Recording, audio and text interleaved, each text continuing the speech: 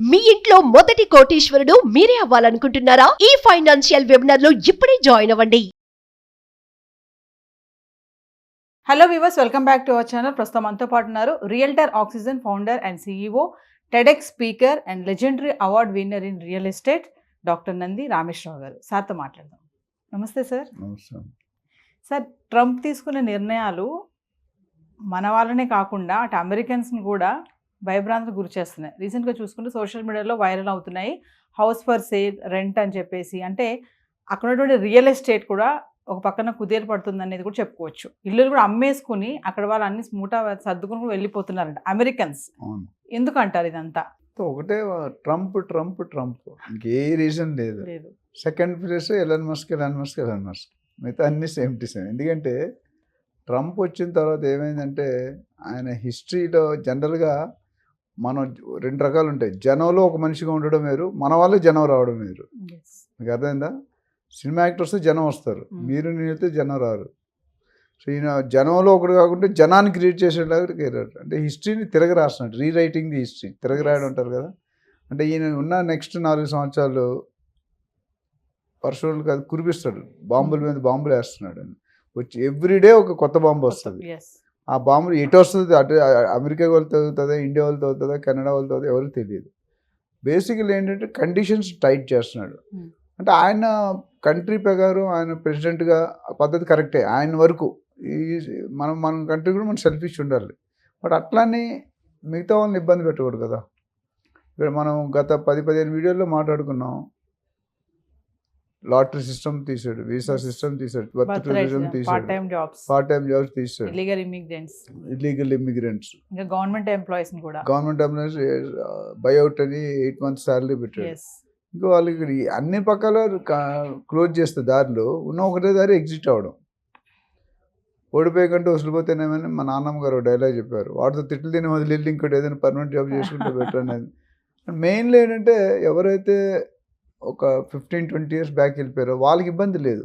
వాళ్ళకి already green card, కొంతమంది citizenship. మా ఫ్రెండ్స్ చాలా మంది ఉన్నారు మాతో చదువుకున్నారు, వాళ్ళు దేర్ ఆల్రెడీ సిటిజన్షిప్ హోల్డర్, అంటే గ్రీన్ కార్డ్ దాటి సిటిజన్షిప్కి వెళ్ళారు. కానీ ఇప్పుడు గత మేబీ 8 to 10 years ఎవరైతే వెళ్ళారో ఇప్పుడు లక్షల మంది వెయిటింగ్ లిస్ట్లో ఉన్నారు.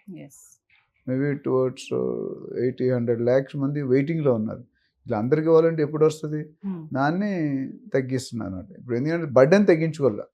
ఇన్కమ్ లేకుండా ఖర్చులు పెట్టడం అనేది, ఇప్పుడు మీ ఆఫీస్ ఉంది, మీరు ఎంతో 100 మంది ఎంప్లాయీస్ ఉన్నారు, ఇన్కమ్ లేదు, మీరు అట్లీస్ట్ శాలరీ మీ బాస్ ఇవ్వలేడు కదా. 1 month ఇస్తాడు, 2 months, 3 months తర్వాత సారీ అమ్మా అంటాడు. అక్కడ కూడా అదే. ఇప్పుడు ఏదైనా ఖర్చులు ఎక్కువ ఉన్నాయి, ఆదాయం తక్కువ ఉంది, ఎస్పెషల్లీ అమెరికన్స్కి. అంటే ట్రంప్ తీసుకున్న నిర్ణయాలు అమెరికన్స్కి ఎటువంటి ఇబ్బందులు ఉండవు అని అనుకున్నాం కదా సార్. మరి అక్కడ వాళ్ళు కూడా ఎందుకు ఇల్లు అమ్ముకుని వెళ్ళిపోతున్నారు? బయట తెల్లగా కనిపించే పాలు నల్లగా కనిపించే నీళ్ళు కాదమ్మా, కొన్ని తెల్లవి నల్లగా కూడా అయిపోతాయి. ఎందుకంటే ఓట్లకి గెలవడానికి 100 విషయాలు చెప్తాం, మేనిఫెస్టోలో 100 చెప్తాం, అవన్నీ చేస్తాం. ఓకే. ఇప్పుడు డెసిషన్ తీసుకున్నట్టు నలుగురితో నారాయణ కులంతో గోవిందం డైలాగ్ ఉంది. వాళ్ళతో పాటు వీళ్ళు కూడా కొద్దిగా, అందులో కూడా మన వాళ్ళు ఒకటే కదా, వాళ్ళ దాంట్లో కూడా కొన్ని ఇల్లీగల్ ఉండొచ్చు కదా, చదువు లేని వాళ్ళు ఉండొచ్చుగా. వాళ్ళు 10th class అయితే రోడ్డు మీద పడేస్తారు అమ్మా నాన్న. దే డోంట్ డీల్ విత్ వాడంతా కూడా బతకాలి, అయితే చచ్చిపోవడం బెటర్ అంటారు. వాళ్ళ అమెరికా రూల్ ఏంటంటే up to 10 years they will give you shelter, mother and father. తర్వాత they don't depend on mother and father, మీకు తెలిసే ఉంటారు. So they have to find out their own. మనలాగా డిగ్రీ వరకు పెళ్ళి అయిపోయి పిల్లలు పుట్టిందాక మన వాళ్ళు మనం చూస్తాం, అంత సీన్ ఉండదు అక్కడ. ఇక అందుకనే మనం ఇబ్బంది పడతాం, వాడు ఇబ్బంది పడు. మొదట్లోనే కష్టాలతో పైకి వస్తాడు వాడు. So then he can survive anywhere.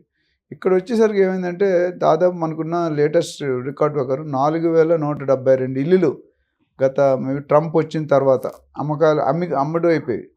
ఇంకా కొన్ని 500-600 విల్లాలు, ఇండిపెండెంట్ హౌసెస్, ఒక్కొక్కటి 8 కోట్లు తక్కువ లేకుండా 8 నుండి 10 కోట్లు ఒక్కొక్క ఇల్లు అమ్మకానికి ఉన్నాయి.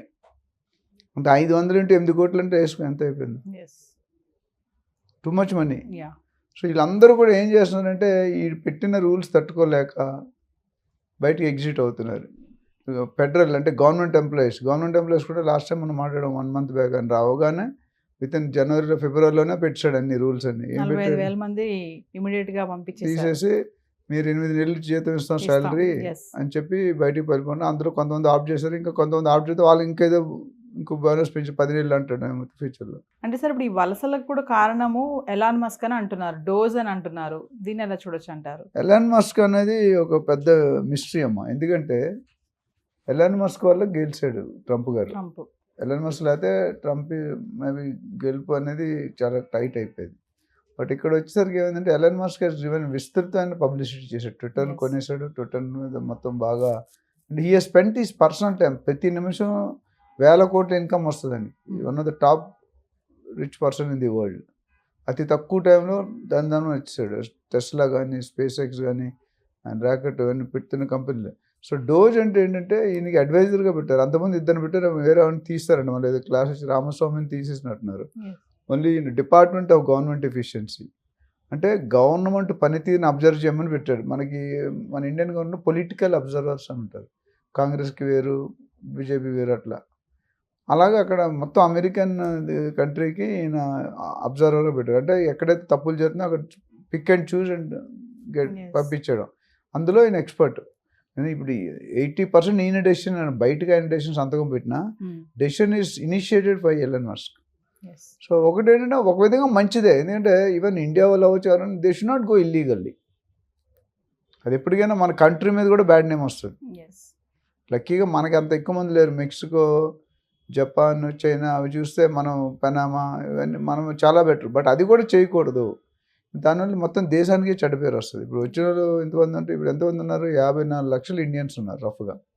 అందులో 18 లక్షలు ఇల్లీగల్, 3 లక్షలు స్టూడెంట్ వీసాస్, అంటే 15 లక్షల మంది ఇల్లీగల్. ఇప్పుడు వీళ్ళందరూ పైకి వస్తారు. ఇవాళ కాదు రేపు ఈ 5 సంవత్సరాల్లో ఈయన మోర్ దెన్ 50% అయితే ఖాళీ చేస్తాడు.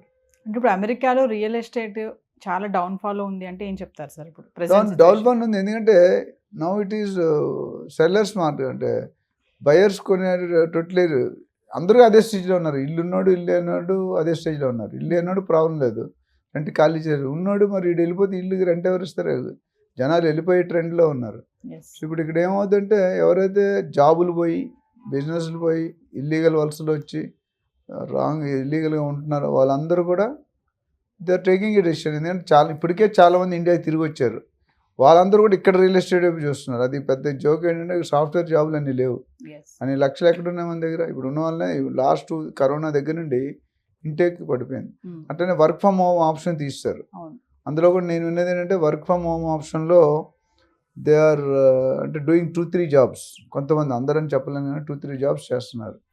చేసినప్పుడు అది ఇల్లీగలే కదా. ఒక కంపెనీ దగ్గర సాలరీస్ ఇంకో కంపెనీ పెంచడం కరెక్ట్ కాదు. ఇవన్నీ బయటకు వచ్చాయి. The kept A separate body, separate team to identify these illegal issues. అదే పని వాళ్ళు. సో ఏదేమైనా సార్, ట్రంప్ అయితే ఈ లాస్ట్ టర్మ్ కాబట్టి ఈ టర్మ్లో మొత్తం అంతా కూడా ఆయనకున్న మంచి ఆలోచనలు, పిచ్చి ఆలోచన, అన్ని ఆలోచనలు జనాల మీద రుత్తాడు. ఇంప్లిమెంట్ అందుకు కొన్ని సక్సెస్ అవుతాయి, కొన్ని సక్సెస్ అంటే ఆయన సైన్ చేసిన దాంట్లో పోవు, బట్ కొన్ని అయితే పోయే అవకాశం ఉన్నాయి. అన్ని ఇప్పుడు బర్త్ డివిజన్ అనేది టఫ్ ఏరియా, అది కంట్రీకి సంబంధించింది. ఈ చిన్న చిన్న వ్యవసాయం అన్నీ కూడా ప్రొసీజర్లో కూడా any time they can do. As of today lot of people are under threat. ఇంక ఈయన కానీ ఇంకో టర్మ్ వచ్చాడంటే తేడాలు వస్తాయి. వచ్చే అవకాశం లేదు కాబట్టి. Thank you sir. Thank you.